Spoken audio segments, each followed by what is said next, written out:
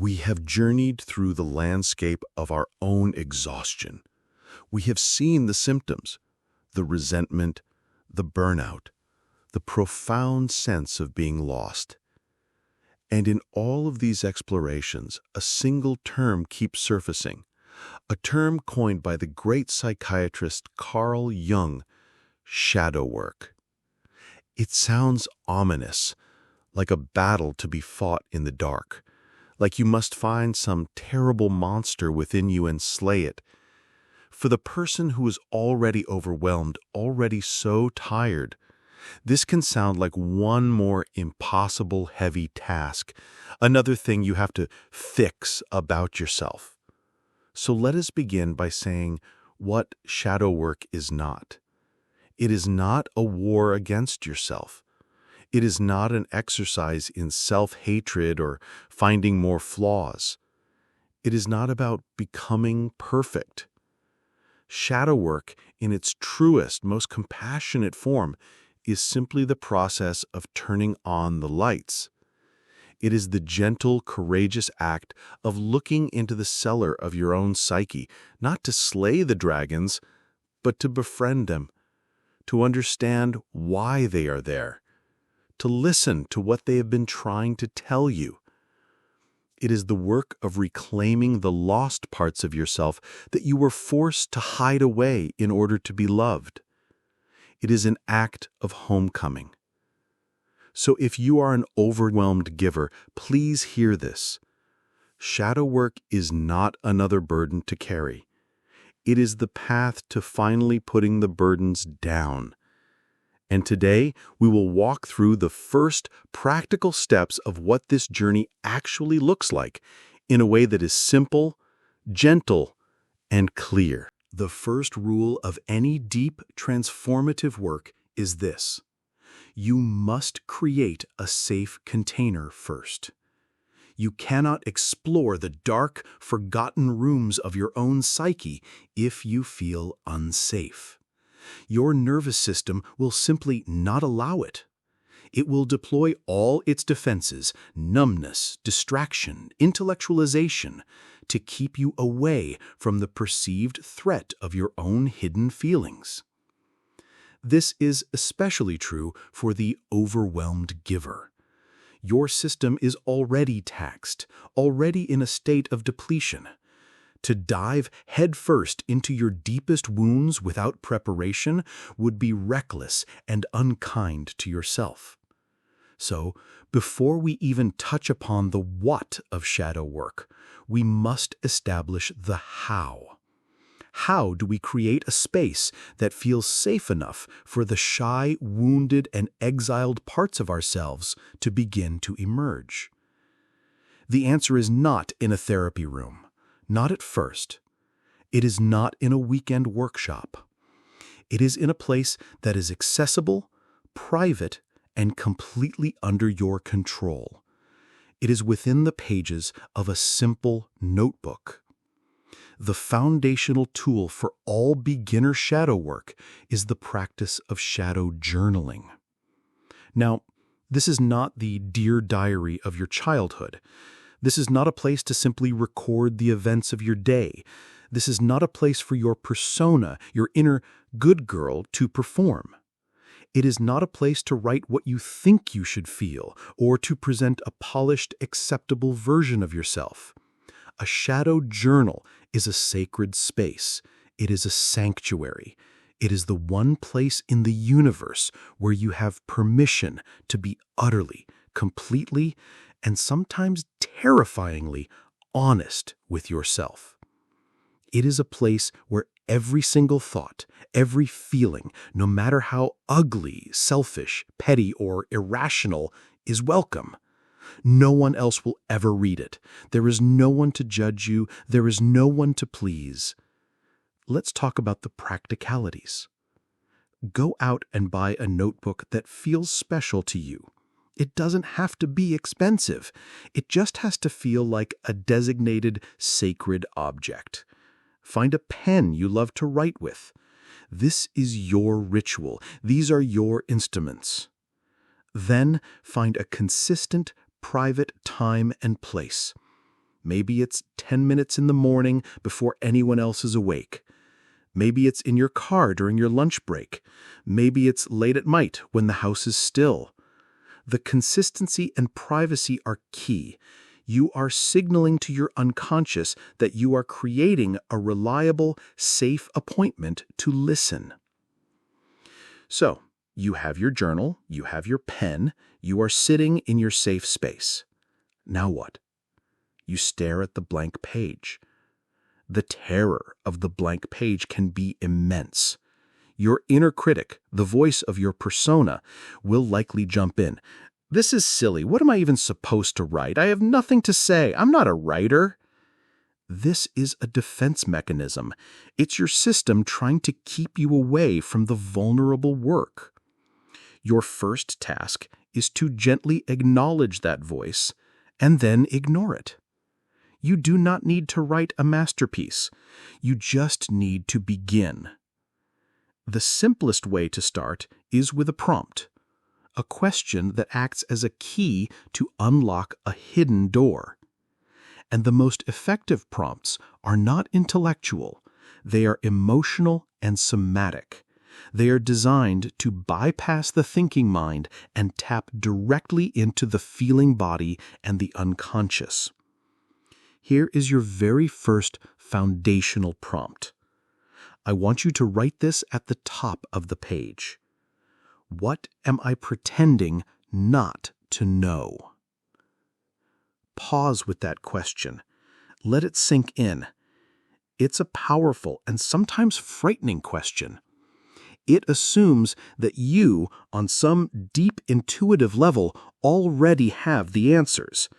You are just pretending not to. Take a few deep somatic sighs, and then let your pen move. Do not edit, do not censor, do not worry about grammar or spelling. Let it be a stream of consciousness. Maybe what comes out is, I'm pretending not to know how unhappy I am in my marriage. Or I'm pretending not to know that my job is draining my soul. Or I'm pretending not to know how angry I am at my sister. Or maybe it's something smaller. I'm pretending not to know that I desperately need a day off. Whatever comes, let it come. Even if it's just one sentence. If tears come, let them fall on the page. If anger comes, press hard with your pen. Scribble if you need to. The page can hold it all. This is you beginning a dialogue with your own shadow. You are not judging what it says. You are simply creating a space for it to be heard for the very first time. Let's look at another prompt, one that specifically targets the good girl archetype. Write this at the top of a new page. What is a should that is running my life right now? The life of a people pleaser is governed by an invisible army of shoulds. I should go to that party even though I'm exhausted. I should volunteer for that committee at work to show I'm a team player. I should call my mother every day or she will worry. These shoulds often feel like our own moral principles, but they are usually internalized voices from our family or culture. Your task is to simply list them without judgment. Just get them out of your head and onto the page. Once you have a list, pick one and ask it a follow-up question. Whose voice is this really? Is it mine or is it my mother's, my father's, society's? And then the most liberating question of all. What would happen if I didn't do this? What am I afraid of? Often the answer is a deep childhood fear, the fear of being seen as selfish, the fear of being rejected by someone. By writing this down, you are externalizing the program. You are taking it from an invisible, all-powerful force inside you and turning it into a set of words on a page that you can look at objectively. This is the beginning of reclaiming your power from it. You are moving from being lived by the program to being the one who observes the program. This is the essence of shadow work. It is the patient, compassionate, and revolutionary act of making the unconscious conscious, one journal entry at a time. The journal is your sanctuary, your safe laboratory. It is where you begin the practice of honest, compassionate self-witnessing. But shadow work does not only happen on the page. It happens in the midst of your life. The world and the people in it are constantly providing you with opportunities to see your own shadow. You just need to learn how to look. This brings us to our next essential practice for beginners. Practice number 2, working with your projections. We have touched upon this concept before, but let us now define it clearly. Projection, in Jungian terms, is an unconscious defense mechanism.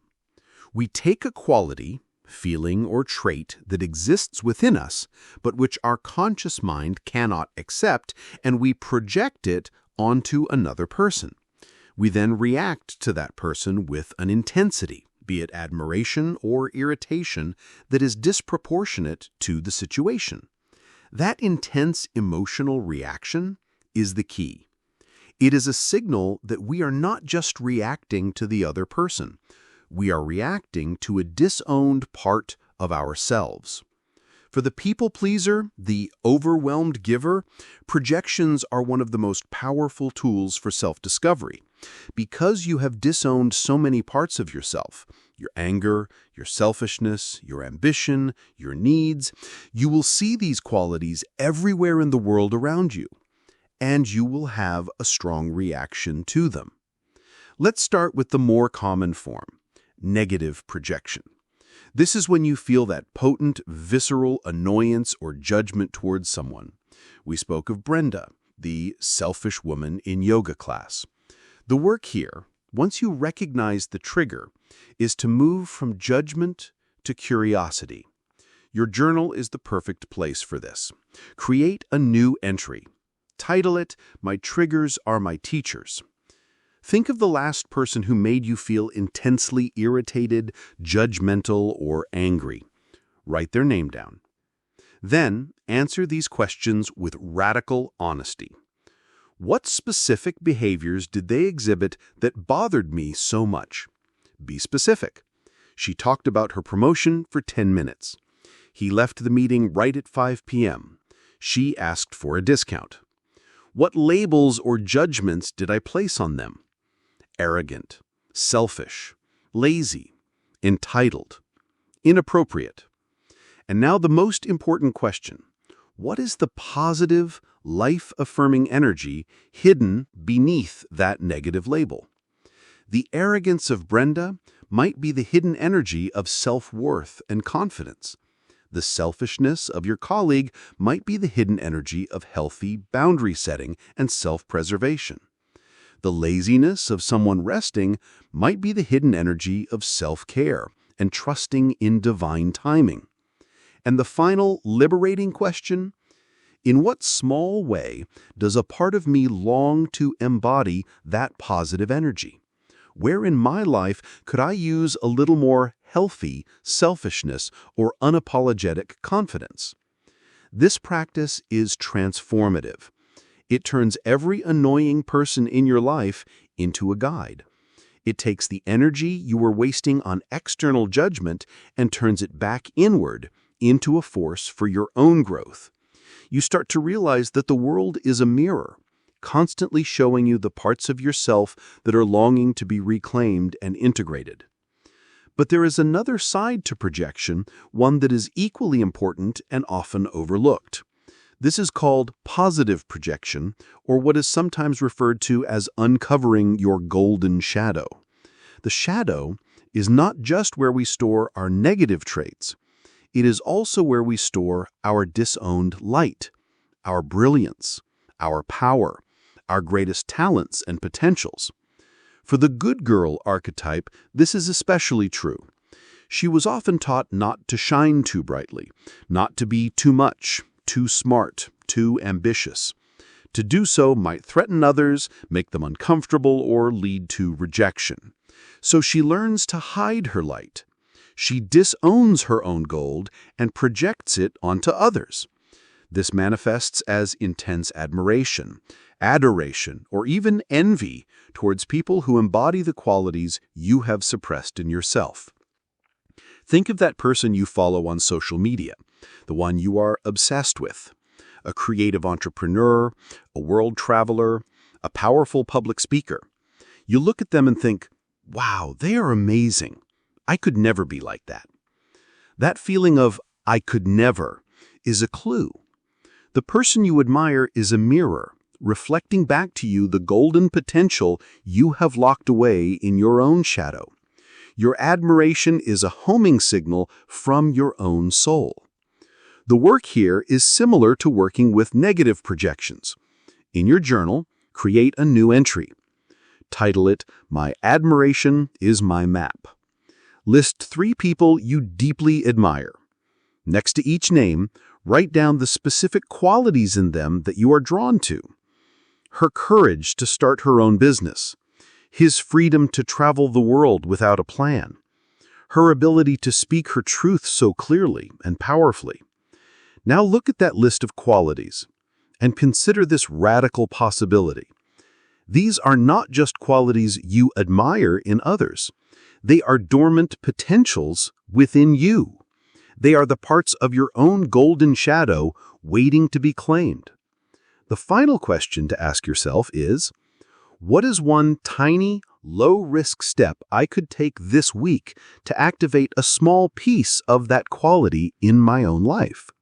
You don't have to quit your job and become a world traveler. But could you, perhaps, take a drive to a new town you've never visited? You don't have to become a famous public speaker. But could you share one honest opinion in a meeting at work? You don't have to start a $1 million company, but could you spend 1 hour working on that creative project you've been hiding in a drawer? By working with both your negative and positive projections, you begin to pull back the energy you have outsourced to the world. You stop seeing others as either villains or heroes and start seeing them as messengers. You take back your power. You take back your anger, your boundaries, your needs, and you take back your light. This is the alchemical process at the heart of shadow work. It is the journey of becoming whole. We have established the journal as our safe harbor. We have learned to use the world and its inhabitants as our mirror, working with our projections to uncover both our darkness and our light. These are powerful, mind-oriented practices. But the shadow does not only speak in thoughts and feelings, it speaks a much older, more primal language, the language of the body. And it communicates most vividly when we sleep, through the language of dreams. To create a holistic shadow work practice, we must learn to listen on these deeper channels. Practice number 3, listening to your somatic clues. The word somatic simply means relating to the body. As we discussed in a previous conversation, your body is the ultimate truth teller. It keeps the score.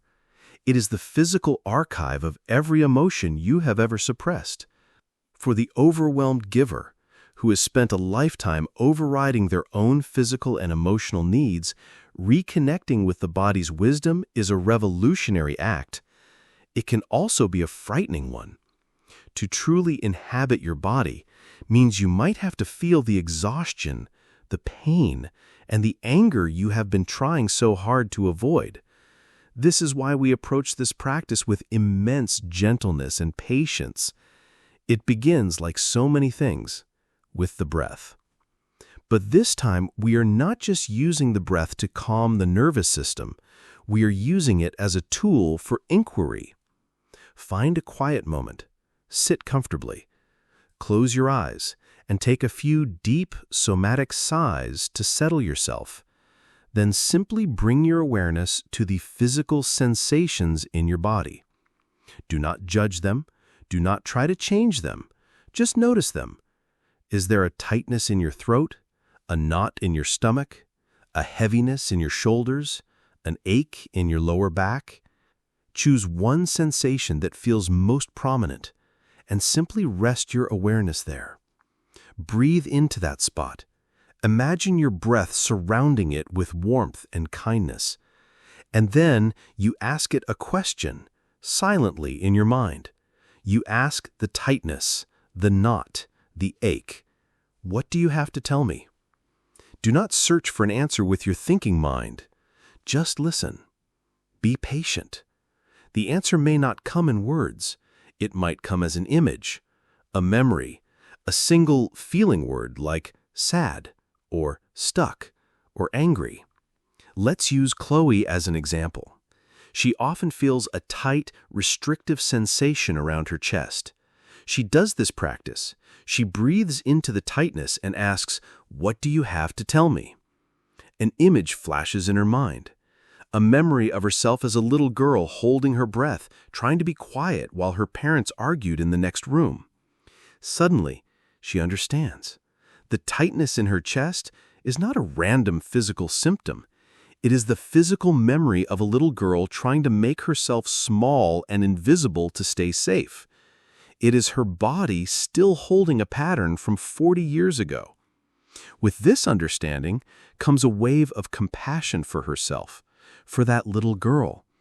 She can place her own hand on her chest and whisper, "It's okay. You're safe now. You are allowed to breathe." This is somatic shadow work. It is not about analyzing. It is about feeling. It is about befriending your body and learning to trust its profound intelligence. Your body is a direct line to your unconscious. It does not know how to lie. Practice number 4, a beginner's approach to dream work. Carl Jung famously said, "Dreams are the royal road to the unconscious." When we are awake, our conscious mind, our persona, is in charge. It filters our reality. It keeps our defenses up.